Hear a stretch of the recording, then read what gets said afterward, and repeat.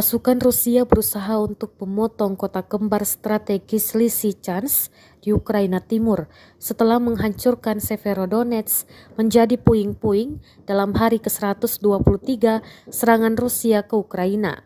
Lysychansk akan menjadi fokus utama pertempuran berikutnya karena Moskwa telah meluncurkan pemboman artileri besar-besaran dan serangan udara di daerah-daerah yang jauh dari jantung pertempuran timur.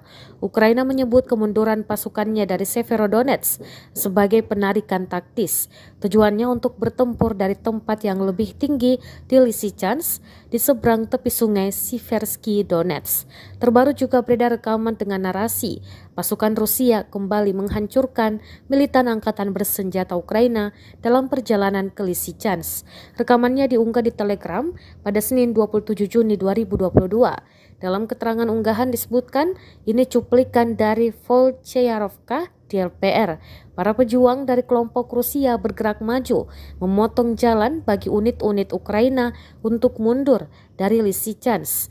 Volcheyarovka adalah tempat berkumpulnya nasi Ukraina untuk mencoba keluar dari Kiev, jelasnya.